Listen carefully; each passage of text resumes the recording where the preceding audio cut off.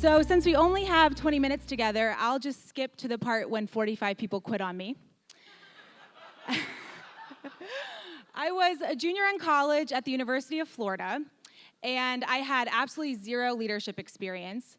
I had just won a contract to clean hundreds and hundreds of empty student apartments, and I only had 3 weeks to get all the work done, so I needed a small army to accomplish that. These were filthy apartments, 4 guys that lived in a place for 4 years and didn't clean it once, and we had to make it look like no one had ever lived in there.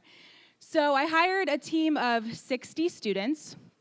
We had a meeting in my living room, and I believed them when they said they knew how to clean.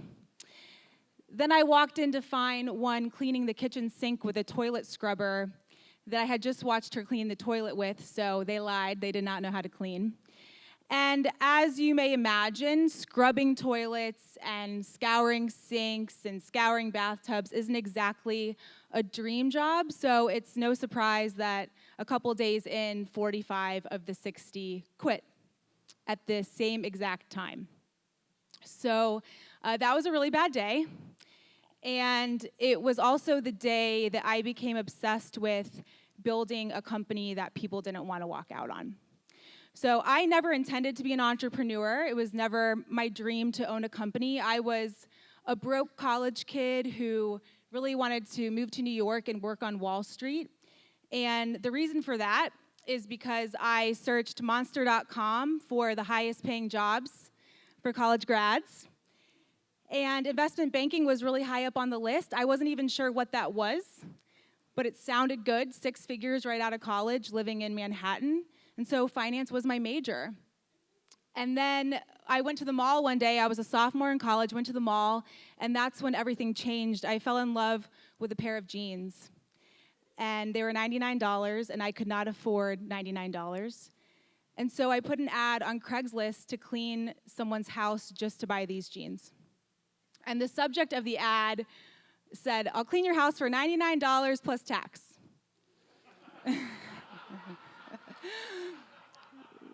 Didn't have enough money for tax.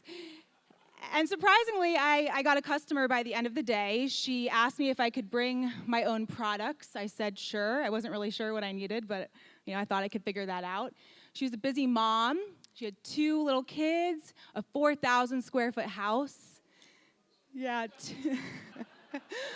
2 dogs, and I show up, and the only thing I brought with me, it was all I had under my sink, a sponge and a bottle of Windex to clean a 4,000 square foot house. And she's giving me a tour, and I can't keep up. She's saying, make the beds with hospital corners. I don't know what that is. Get the mildew in the shower. I don't even know if I've ever seen mildew before. And at the end, she says, how long do you think it will take you? I'm going to go back to work, and then I'll come home to write you a check. And so I thought for a minute, and I said, 2 hours? With a sponge and a bottle of Windex. And she said, wow, you're fast. Okay, I'll be home in 2 hours. So she left, and an hour and a half in, I was still in the same room that I started in. So it took 7 hours. I was there after she put her children to bed. It was dark outside when I left. And she paid me, and the next day I cashed the check, I bought the jeans, and I thought that was it. And then she called my cell phone, and I thought she was calling to complain because it was daylight, and she could see what I had done in there. And I'm a millennial, so I let it go to voicemail.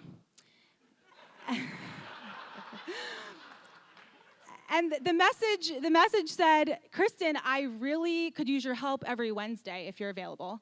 And don't worry, I can teach you how to clean.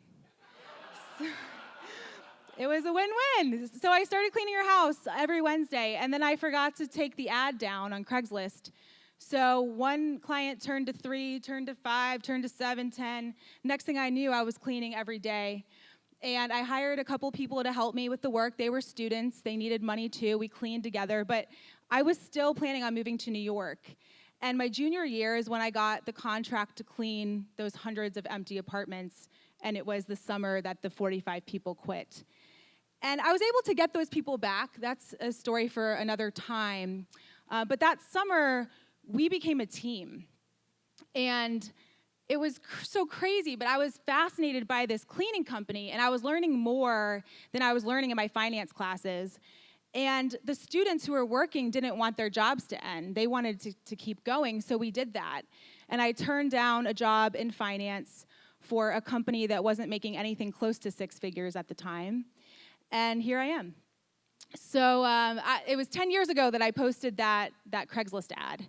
And we've employed hundreds and hundreds of students since that day. Many of our students leave our culture. They go on to start their own companies and take leadership positions in companies that maybe they shouldn't be ready for if you just looked at their resume and at their age. And it's a result of our culture.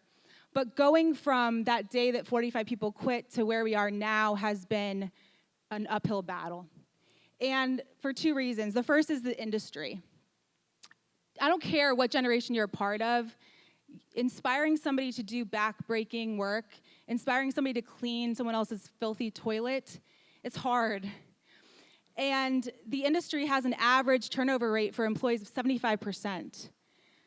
The customer turnover rate is 55%, which makes sense because how can you keep customers happy if your employees are quitting left and right? The profit margins aren't great either, 15%. So that leaves hardly any room for training and for development and no room for high salaries and bonuses. So that's one challenge, but then perhaps the bigger one is the group of people that we employ. We only hire students, and we have high school students, college students, graduate students, we have cosmetology students. It doesn't matter what school they go to, it's just we want to give them a job so that their studies can be their number one focus and we work around their classes. But many of our employees are millennials. And for those of you who maybe don't know, the birth years of millennials are loosely defined as 1982 to 2002. And we're a really tough generation to work with and to engage. We've been given lots of nicknames. The unemployables is one. Special snowflakes. And these are not my words, but we've been said to be entitled, that our leaders have to walk on eggshells around us. They're afraid to give us feedback because we might cry or quit, or our mom might email you. We have our headphones in. It's hard to maybe start a conversation. We have no problem typing a novel-length text or email, but to actually have a face-to-face conversation is hard, and we assume we're getting fired when you want to talk to us in your office. And the biggest problem for me in my company was the lack of independent thinking, the inability to solve problems on their own and relying on their own thinking. I knew there was a challenge when I started having parents call our office. So parents would call and they would say, I would like to apply for a job for my son. Or I'm just checking on the status of my daughter's application. Or parents who show up to the office and they expect to sit in the interview to support their child. And then look at me like I'm the crazy one when I say, I'm sorry, you can't be a part of the interview. We have parents who call and say, I can't believe you told my daughter she needs to be a better duster.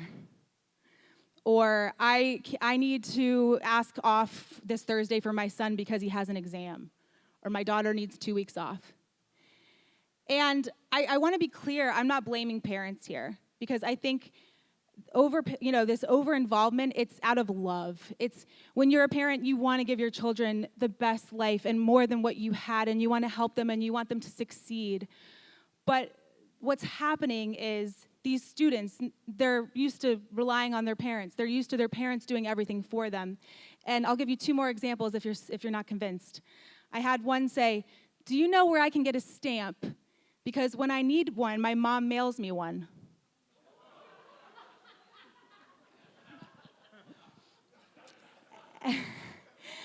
And then there was a guy who has a webcam in his dorm. His parents make sure he's awake for class and for work. And if he's not, they wake him up. So the lack of independence. And I don't want to paint everybody with the same brush. I think as a leader, your job is to take this group of people. Everyone has a different background. They've been raised differently. And you got to figure out how to bring out the best in these people and get them to work together in harmony. But I will say that there are students in my company that match these stereotypes to a T. Not everybody, but a big majority do. And let's say you didn't have helicopter parents. There's technology. So you don't even need to know the map where you're going, you just type in the address and your app tells you exactly where to go. You don't have to think. And you can ask Siri or Alexa anything you want. And maybe they have the answer. And if they don't have the answer, you can Google it. So we're relying on technology. I do a lot of speaking, and I just spoke for a group of educators, and they were telling me about this app that middle schoolers are using where they can take a picture of their homework problem, and they get a text back with exactly how to solve it. And it shows the work, so they just copy it. So if you didn't have helicopter parents, chances are, the technology has affected you. So then you go into the workplace, and you're asked to solve a problem or think for yourself, and you don't know how. So when I first started my company, my phone would never stop ringing.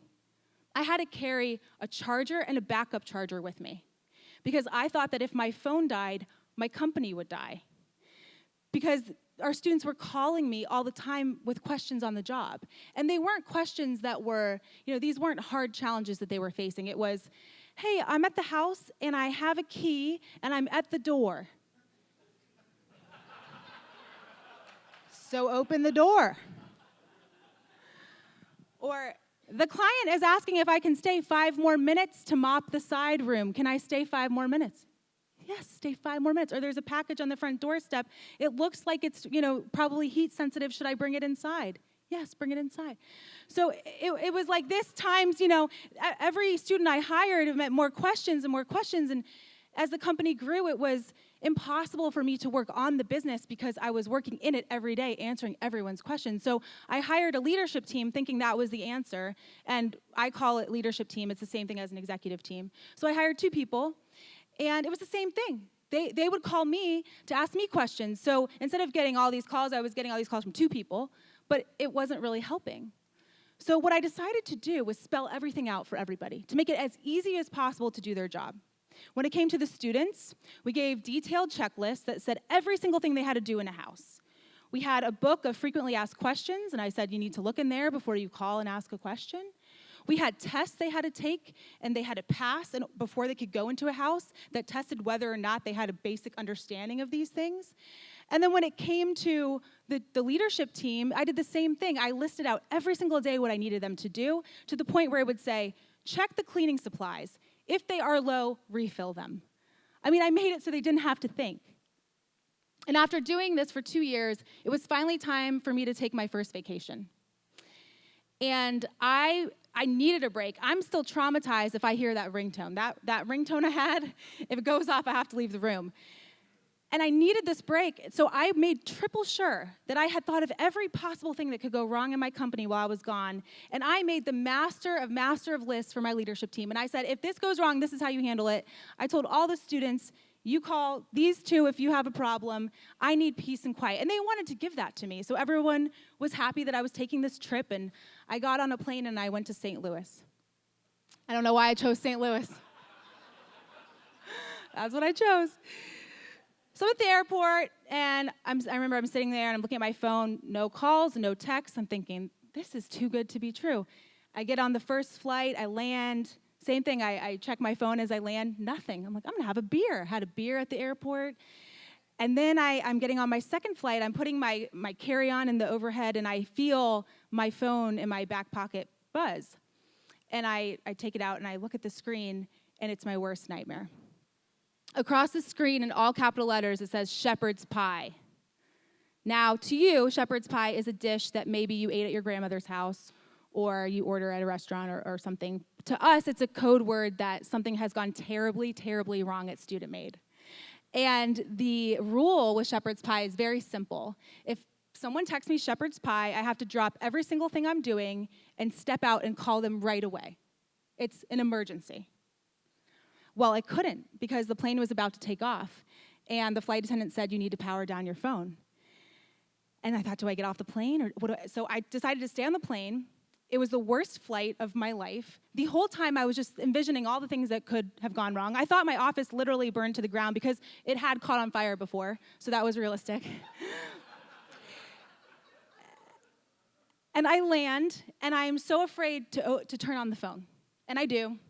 And the texts come in, where are you? We said shepherd's pie, exclamation, exclamation. And then all of a sudden, the tone just completely changes. It says, never mind, ... I think we got it, ... Yeah, we got it, ... And then a smiley face, so I knew, everything was good with the smiley face.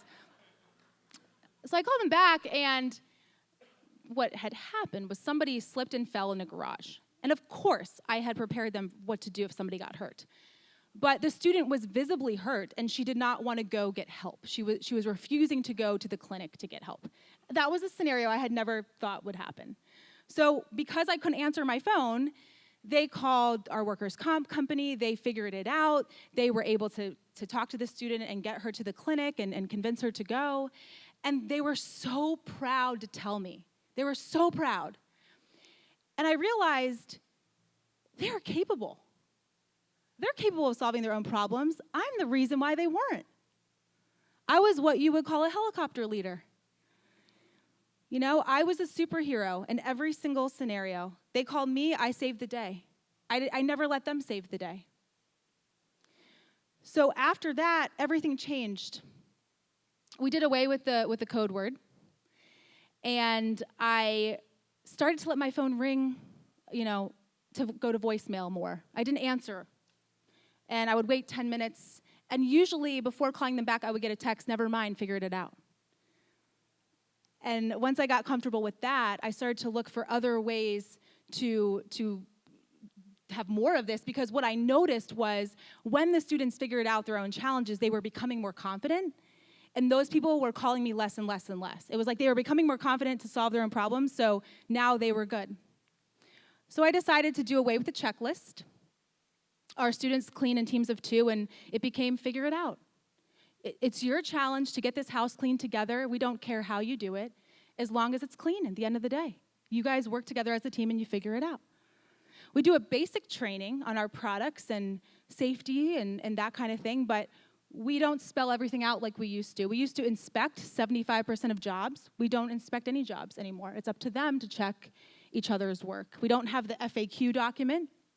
When somebody is new and they're training with a new student, the new student is, if they ask a question, the trainer is instructed to not give them the answer. They're instructed to challenge them to figure it out. So completely opposite of spelling everything out on a list. And the more that time went on, the more comfortable I was with bigger things. So we had an HR intern from the UK, and she wanted HR experience. So I thought, what better thing to give her than payroll? I mean, how cool to be able to say that you did payroll for a whole company. Well, my payroll representative at our payroll company didn't think that was a good idea. She said, payroll is the one thing you can't screw up, and maybe this is a bad idea. I did it anyway. I trained her on how to use the software, and then it was time for her first payday, and she did it. And I knew there was a problem when someone called and said, did I get a raise? I said, no. Why? He said, well, I normally have $200 in my account, but I have $2,000. So she had paid, instead of paying people $200, she paid them for 200 hours.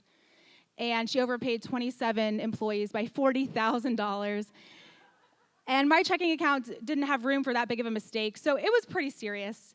But in that moment, instead of jumping in to solve the problem and figure out how to get through this, I said, her name's Rachel, Rachel, what do you think we should do? And she said, I think we should call all 27 people and tell them not to spend the money. I said, let's do that. Luckily, they didn't spend the money. Values. They all have integrity. And we got the money back, and then payroll day happened again. And Rachel assumed that she wasn't doing payroll again. I said, no, you're doing it. She said, well, are you crazy? I said, no, you've got this. You should have seen how many times she double-checked the payroll.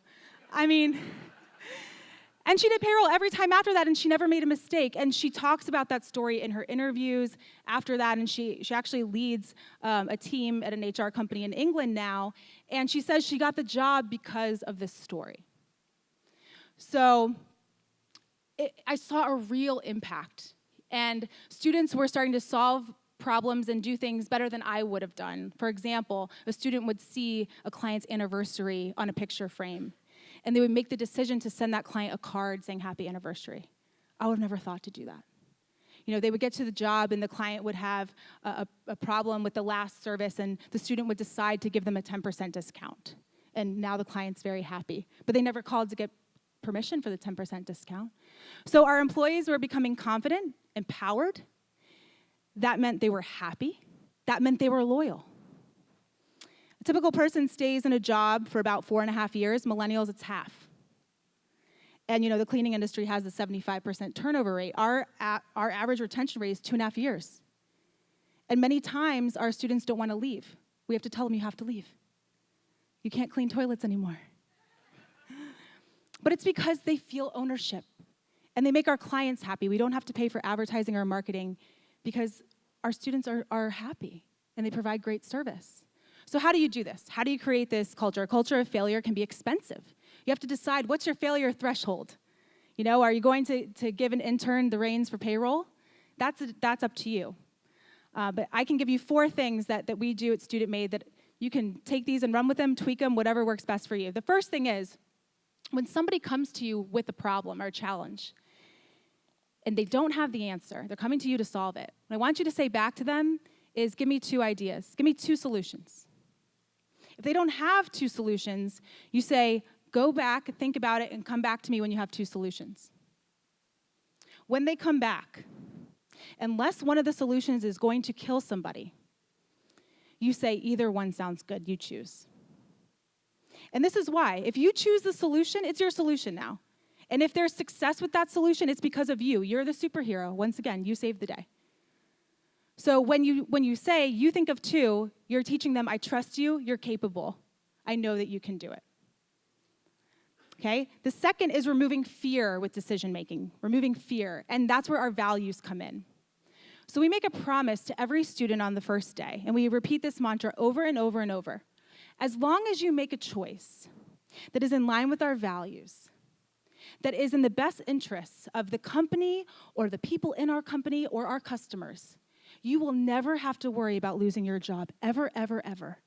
It may be a bad outcome. The decision may really backfire, but as long as that decision was made with the best interests of our company in mind and our values in mind, we will support you. And that takes the fear away. You're giving them a compass to make decisions. They can look to the values. But then when somebody does mess up, you have to follow through on that. If they made the decision with the values in mind, you can't go back on your word. And the more you can talk about that in front of people and say, I appreciate you made this decision with our values in mind. I'm going to stand by you, but I would have liked to see a different outcome. The more you show that to other people in your company. The third is feedback. What do you do when somebody makes a decision and then the outcome is terrible? Well, you can't just pretend like it was great. You have to tell them it could have been better. We use a format called the FBI. The F stands for feeling, the B stands for behavior, the I stands for impact. It's the only way we give feedback at Student Made. Let's say somebody gave the client a full refund, but they didn't need to. They could have just cleaned a little, touched up something, and we could have not had to give the cleaning for free. An FBI would be, I felt disappointed that you gave the client a full refund. The impact was we lost $250 when we probably didn't need to lose that. But I'm so happy you made the decision and you were trying to take care of the customer, and I appreciate that. But next time, I don't think a full refund in this case. And then you tell them when they do great. When they make a great decision, you reinforce that. You're guiding them as leaders. The last is, how many screw-ups are too many? When do you draw the line? Where do you draw the line? So in our company, we have a literal line. It's a line down our conference room. We say, you see this line? We say this in orientation. We're going to stand right here at this line every single day. We're going to give you the tools you need to do your job. We're going to support you. But you better be standing here too. You have to be trying to improve. When you fail and you mess up, that's okay. But you have to do it better next time. And if you're not caring about your own success here and you're not investing in yourself, we can't carry you every day, so you can't be here. So I think the question is, do their strengths outweigh their weaknesses? Are they trying? Keep them. Don't give up on them. We can't be cavalier with people's lives. They depend on us as leaders, their security. But if they're not trying, you can't help somebody who's not willing to help themselves. And that in and of itself is a learning opportunity for them to leave. So to sum it up, unfortunately, millennials, they're so capable. But many haven't been given the opportunity to think for themselves. And as leaders, it's our responsibility. It's not that we should. We have to give them opportunities to think for themselves. Because in 2025, they're 75% of the workforce.